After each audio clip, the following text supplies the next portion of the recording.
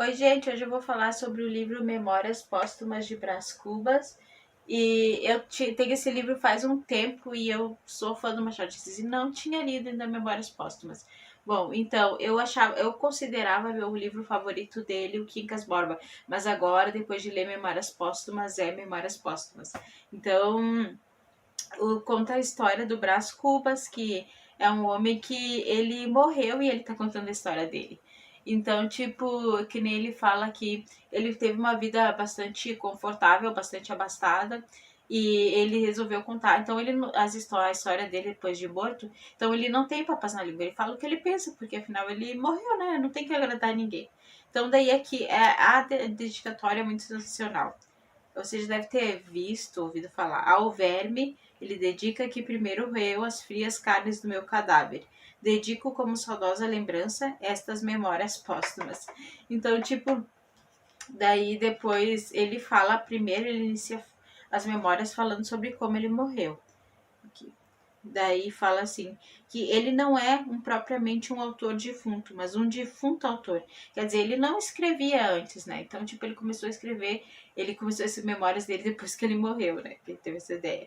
Dito isso, expirei às 2 horas da tarde de uma sexta-feira do mês de agosto de 1869 na minha bela chácara.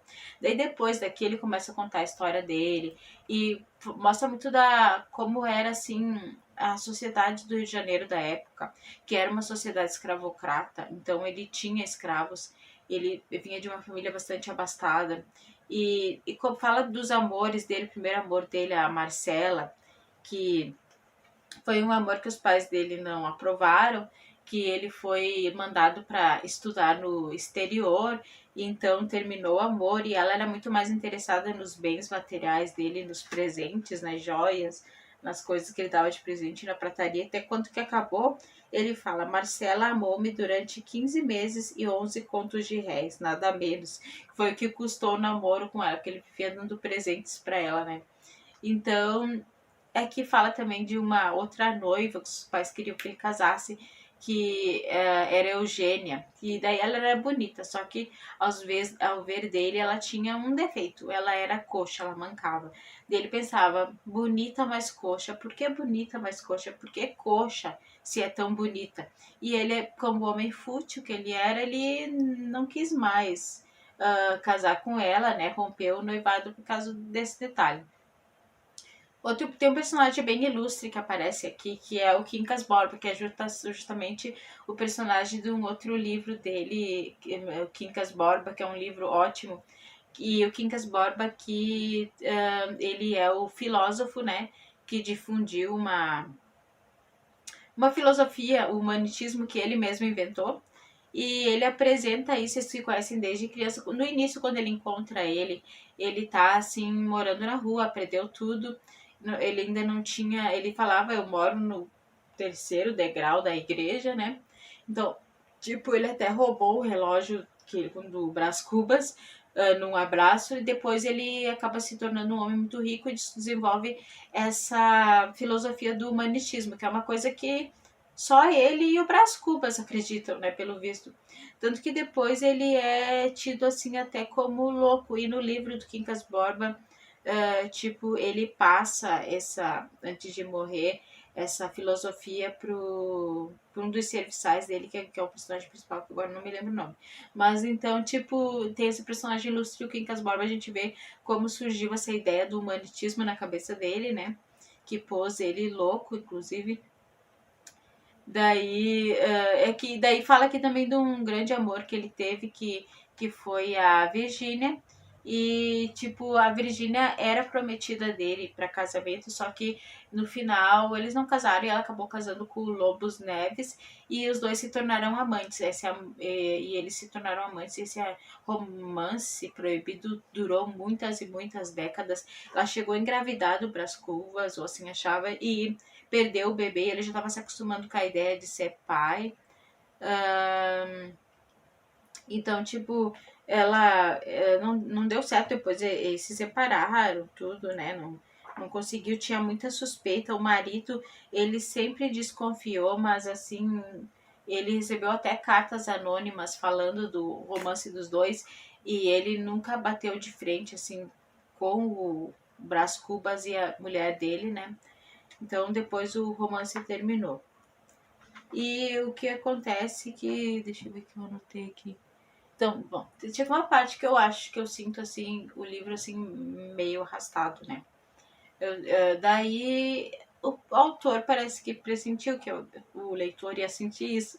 Daí ele fala assim, ele escreve assim, uma certa altura também que eu tô pensando, você deve estar achando o ritmo lento, mas as coisas são assim, né? Quando uma pessoa que morreu tá narrando sua própria vida, né? Não tinha muitos acontecimentos, então eu achei incrível que isso, ele falou bem na hora que eu tava pensando, nossa, tá um pouco arrastado esse livro, né? E ele fala, o ritmo é assim, você que tem pressa de envelhecer. Tipo, então o ritmo é lento, então achei bem interessante de ter pensado exatamente o que eu tava pensando. Agora, falar de outra coisa que eu já tinha visto em outro livro do Machado de Assis, que é. Vai parecer um que eu tô falando um palavrão, né? Que hoje em dia é considerado um palavrão. Ele tá. Eu vou ler essa parte até pra. Ó, li a carta sem entendê-la. Vinha-me com ela uma boceta contendo um bonito relógio, com as minhas iniciais. Pois é, eu já tinha lido uma vez em um outro livro ele falar, fui lá e peguei não sei o que na boceta.